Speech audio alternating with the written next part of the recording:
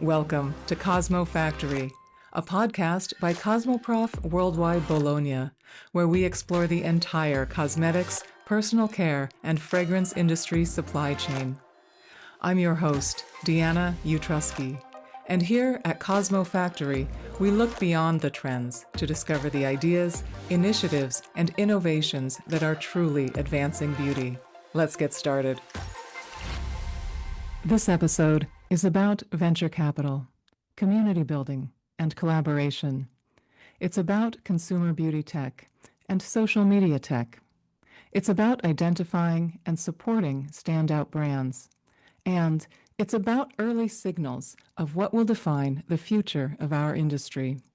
Today, on the CosmoFactory podcast, I am joined by Odile Roujol, founder at Fab Ventures and Fab Community. Odile, welcome to CosmoFactory. Thank you so much for welcoming me. I'm so excited to be with you. Yeah, no, I'm excited for this as well. Thank you.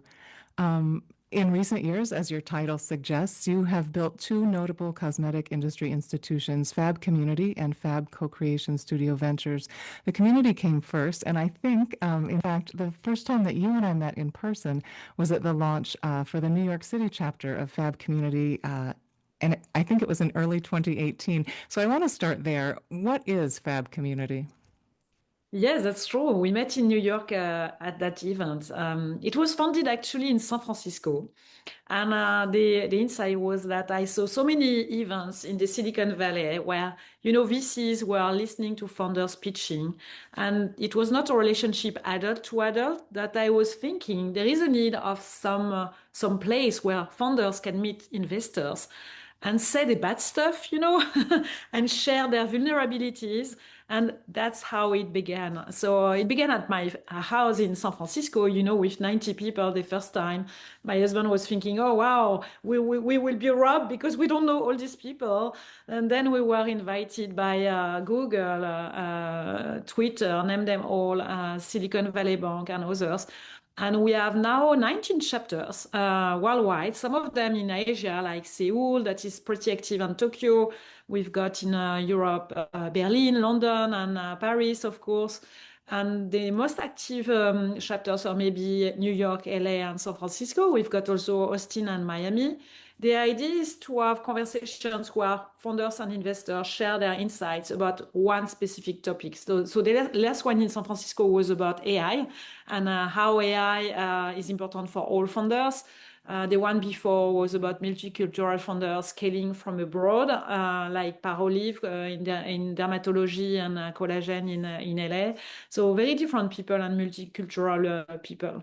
Yeah, no, that's wonderful. And I know that one of the reasons why the community concept has become prevalent in beauty is that communities tend to speed up innovation and problem solving. But I think there's more to it than that. I'm hoping you can tell us really about the full value of collaboration rather than competition in these spaces. That's true. I've got a feeling that, especially in this period of uncertainties, a founder can be so lonely. Don't you think? I've got the feeling Yeah. that you need to look good with your stakeholders, with your investors, with your employees, because if they know all the truth and they think the company will die in 3 weeks, it's not the best way to motivate them. So you need to have this place of collaboration with other founders and priorities evolve. So you need to learn from others in the conversations to be part of the where. You remember Dina in 2016, I think it was, paid media, Facebook. All Hmm. people were obsessed by that. Now it will be maybe TikTok shop and Amazon and search on Amazon and the whole ecosystem. It's evolving so fast that you need to be part of, conversation. Right, right. No, that makes very good sense. And if I have this right, the same idea of collaborative support and ongoing innovation really is fundamental to Fab Ventures, which is not really, if I can say so out loud, it's not really a conventional venture capital fund. I'm hoping you can help us understand the operating model of Fab Ventures.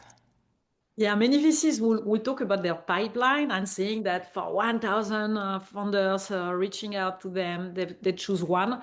I will say that I have a lot of proactive calls. So I spend all my time on the founders and trying as an ex-operator and CEO of a big brand working with L'Oreal to help them with my skills and my network. But to be humble, I must acknowledge that the best added value is not by me. I would say it's more helping each others. Like let's say that one of them is about to sign with Sephora. He will call another founder outside of the meeting we've got every quarter to ask some advice and some input. And as you know, maybe he's not aware that he will have to pay for the inventories and it's costly, energy consuming because it's big teams and they're pretty much lean and alone in their company. And a lot of things that they don't anticipate that will happen maybe in 6 months once the products are on the shelves. So that's maybe the best value added of the Fab founders together. And they mostly they describe them as a tribe or a family. And I like that. That's the idea. Yeah, no, that makes good sense. You mentioned a quick example there, but I'm wondering if there are more specific examples of the brands or businesses that are now or maybe even have been in the Fab portfolio. I'm hoping to hear examples that might help us really understand what makes a brand stand out and what sorts of innovations make sense in beauty right now. Alors, the best example I will have will be Bubble because in 4 years I've seen them so much evolving. I invested in her. I met her, by the way, in Venice Beach, close to where I am at Jelena, and she was late. And I was thinking, wow, that's very strange. And I was enthusiastic after because she was sharing she was about to sign with four key influencers with very different interests and communities. And she was a strong believer, and she still is, that the community is everything. And then you need for sure the best products that you can have. So then she signed with Walmart because she discovered that the Gen Z and Gen Alpha don't have a credit card, which is not easy to sell to them. And then she entered in many retailers that you know, Target, CVS, Ulta, in a more upscale positioning. But what is interesting is she has taken the opportunity that now, with the post-COVID years and all the uncertainties, a lot of people don't want to afford the same basket that they had in dollars before. And in a unit, for sure, they will purchase the same products, but they want more affordable products. So at the same time, she has pivoted to a broader target, but she's smart. So she invested also a lot in research, new products, new packaging. She's, for instance, at the AAD that you know very well, Gina, with the dermatologist. And that means she's more about science and innovation than she was before. So she's true to our roots and our DNA, but at the same time, she has evolved.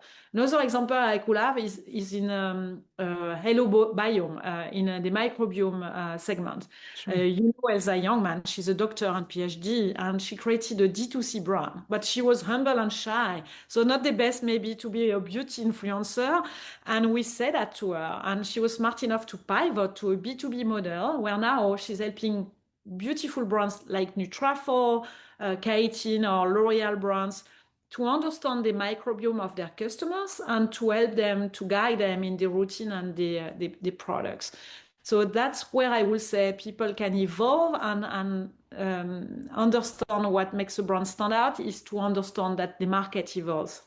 Yeah, yeah, no, that's wonderful. And I know that you've touched a little bit on social media technology, certainly with the microbiome example there. This is what I would think of as very much beauty tech, but it reaches the consumer, doesn't it? I'm wondering if there are other ideas in beauty tech or even social media technology that you see reshaping beauty today.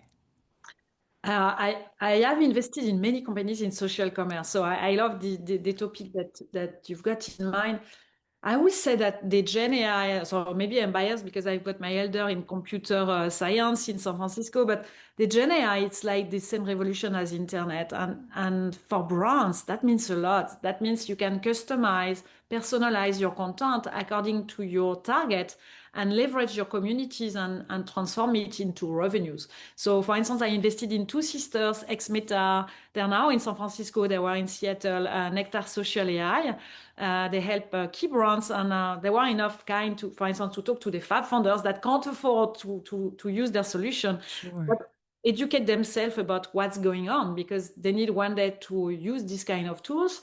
I invested in Trendio. They're the best on TikTok Shop. They're still in Seattle and is an ex-Amazon. Same for BuyWith in retail media with Ulta and Sephora that are using that kind of tool. So I will say that social commerce has a long way, to evolve, and it's an interesting space at the moment. Yeah, no, it's so interesting. So it strikes me based on some of what you've told me today that your investment team is choosing to work with founders whose vision aligns with the direction that our industry is moving in, right? We're thinking about social commerce, we're thinking about the way consumers are purchasing, but there has to be a degree to which your decisions are influencing the future of beauty on their own. I'm wondering what you think about that line really between sound financial investments, but then the responsibility of actually shaping outcomes in our industry. How does that work for you? Alors first, I back multicultural founders, as I said. So Yeah. we don't talk about inclusiveness any longer, etc. But from the beginning, even if I don't claim it, I think diversity makes us more performing and stronger. The second thing is I back change makers. When I said change makers, I was in beautiful corporations working on incremental innovation. Here, they are about disrupting the industry in a good way to better serve their customers. So that means they need IP, they need patents, they need to explore and to disrupt with true innovations. For instance, we've got in mind together K18 Air that was acquired by Unilever. I was one of their first investors, and he was the first one to educate me to the biomimetism and the water on the hair. Now it seems very banal, and I saw even Korean brands trying to mimic them.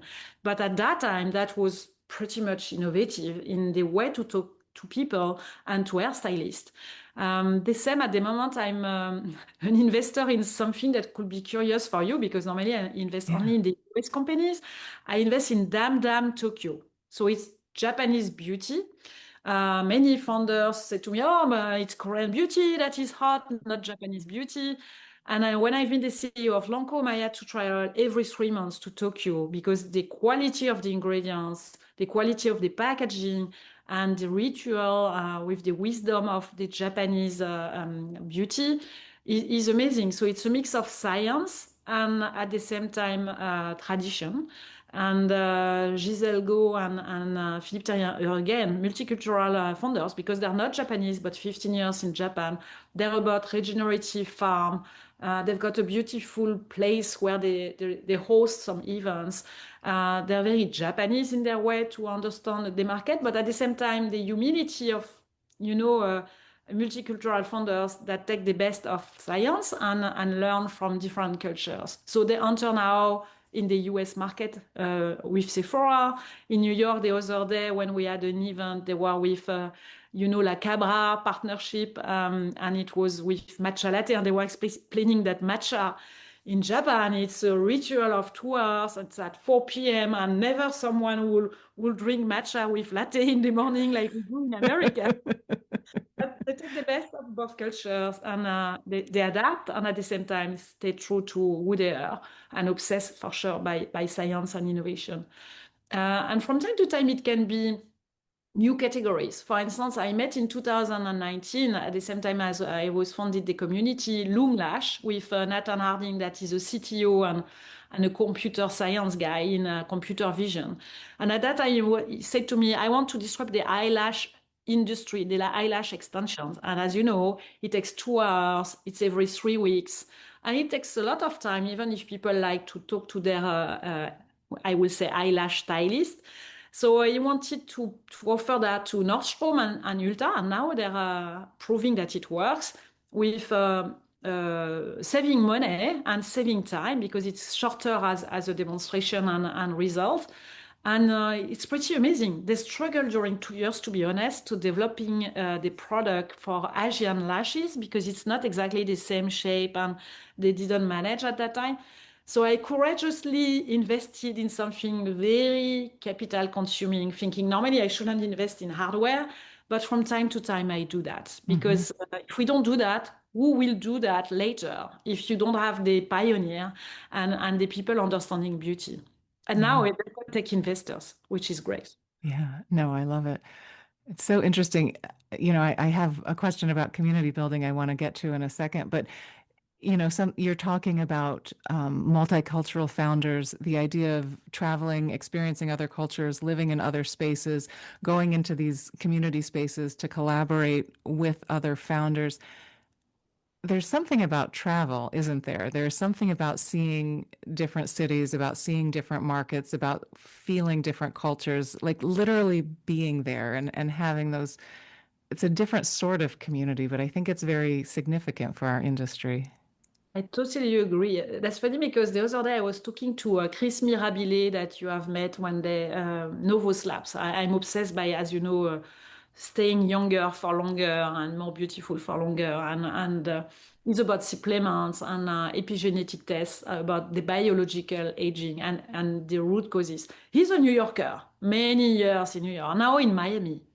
And the way to talk to people about, the root causes of aging and staying younger are not the same in LA, where people will do the cold bath and their infrared. And I'm not sure in New York you will do that. You will more maybe think about Botox and how to stay with dermabrasion and some Medispa at the best. And in Miami, it's something else again, because it's maybe about diet and healthy food and sleeping well and tracking with Oura or Ring how you manage your day, in fact. So it's exactly what you say. The best founders for me are the ones that meet a lot of different people and feel the different energies and the different ecosystems. Because it's never when we say the US market, it's such a huge market that we need to adapt. And the same for Europe. It's fragmented, different regulations, different languages. So you need to adapt. Yeah, absolutely. So let me ask you more about community building. It's clearly central to our conversation and central to your work. I'm wondering, since you've been at it for such a good while now, if you've learned anything about community building in particular that other industry leaders might find useful when the folks who are listening now. I will say what we call in the Bay Area in San Francisco, the pay it forward culture. You know, when you, as a quick favor, you give your time for a conversation and insights. You don't know, maybe one day these people will give it back to you by a new introduction or a new conversation. So I've got the feeling that in LA, it's pretty much the same. There is this mix of the entertainment industry, the music industry, the tech industry, Hispanic communities, and same Black communities, very different people that mix and help each other. So I will say you're stronger together, and you're more creative with different profiles and different backgrounds. And that's a strength that I know, Dina, you believe in, because Yeah. we talked about that in the past. So that's pretty much what I've learned from the community, multicultural founders and truly believing that they're the champion of the future of skincare and beauty with different perspectives. Yeah, no, that's terrific. Odile, I thank you for sharing so much great information with us today. And of course, for being our guest here on the Cosmo Factory podcast. Thank you so much. Thank you so much for the invitation. Thank you so much for listening. If you find the Cosmo Factory podcast useful, please take a moment to leave us a 5-star review and share your thoughts so even more cosmetic industry professionals can discover the Cosmo Factory. I'm Deanna Utrusky. Please join me again next Tuesday for a new episode of the Cosmo Factory podcast.